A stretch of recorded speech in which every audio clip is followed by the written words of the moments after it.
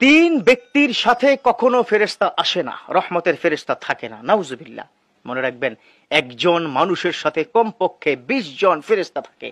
আপনি দেখবেন রাস্তায় যখন চলাফেরা আপনি করছেন, অনেক সময় অ্যাক্সিডেন্টের ভয় থাকে, ওই ফেরেশতার আল্লাহর পক্ষ থেকে আপনাকে সেভ করে ফেলে। আপনি যখন কোনো বিপদে পড়ে যাচ্ছেন, তখন ওই ফেরেশতা আল্লাহর পক্ষ থেকে আপনাকে সেভ করে ফেলে। আপনি যখন অসুস্থ হয়ে যাচ্ছেন বা কোনো বড় ধরনের দুর্ঘটনার মধ্যে পড়ে যাচ্ছেন, ওই ফেরেশতা আপনাকে সেভ করে দেয়। আপনার প্রশান্তিময় একটা ঘুম এনে দেন ওই ফেরেশতাদের আল্লাহর পক্ষ থেকে, সুবহানাল্লাহ। সেই ফেরেশতা 3 শ্রেণীর সাথে আসবে না। এবার ভাবেন তো কি অবস্থা হবে আপনার। যার সাথে ফেরেশতা নেই তার সাথে ফুল টাইম শয়তান, যার সাথে ফুল টাইম শয়তান তার স্থান হলো জাহান্নাম। খুব মনোযোগ দিয়ে শুনবেন, এটা খুব ইম্পর্টেন্ট একটা মেসেজ আপনাদেরকে দিচ্ছি।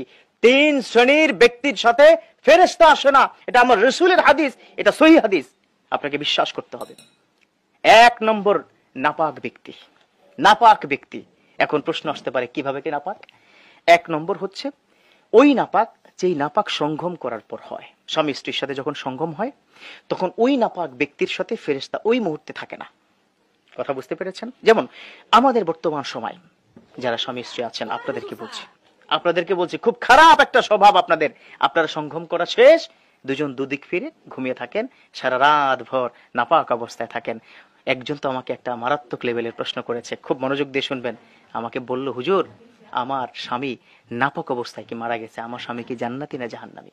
ইস, কত ডেঞ্জারাস কথা। জিজ্ঞাসা করা হলো কেন? বললেন তিনি আমার সাথে সঙ্গম করার পরে গোসল করতে পারেন নাই, তার মধ্যে তিনি ইন্তেকাল হয়ে গেছে। আল্লাহু আকবার। কখন ইন্তেকাল হয়ে যাবে আপনি জানেন না। ওয়ালিকুল্লি উম্মাতিন আজাল ফাইযা জা আজালুহুম লা ইস্তাখিরুনা সাআতান ওয়া লা ইস্তাকদিমুন। প্রত্যেকটা মানুষের জন্য একটা টাইম ডিউরেশন আছে, এটা আল্লাহর কথা।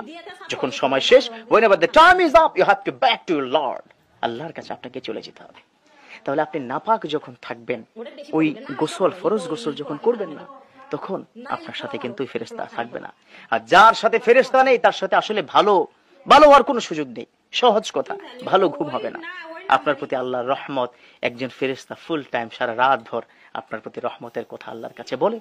আপনি যখন নাপাক থাকবেন তখন ওই ফেরেশতা থাকবে না, চলে যাবে। 2, নেশা গ্রহণকারী যারা নেশাগ্রস্ত।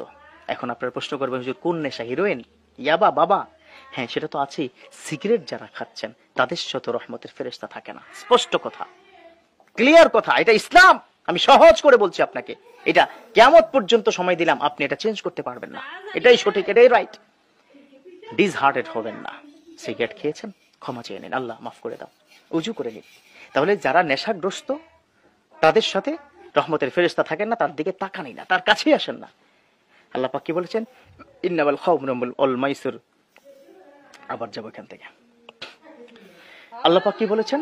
ইন্নামাল খামরু ওয়াল মাইসির নাজাসুম মিন আমালিশ শাইতান। খামর মাইসিরের নেশাগ্রস্ত এই পুরো কাজটা হচ্ছে শয়তানের কাজ, অতএব তার সাথে ফেরেশতা আসে না। 3 নম্বর হচ্ছে ট্যাটু যারা ব্যবহার করে।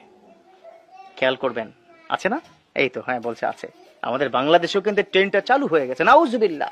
তোমার বডির মধ্যে ট্যাটু আছে, এমনকি অনেকে এমন ভাবে ট্যাটু লাগায় একদম পুড়িয়ে ফেলে অঙ্গহানি। ওয়ালা তুলকু বিআইদিকুম ইলা তাহলুকা। খবরদার, তোমরা নিজেদেরকে ধ্বংসের দিকে ঠেলে দিও না। এই যে ট্যাটু আপনি করেছেন এটা হারাম।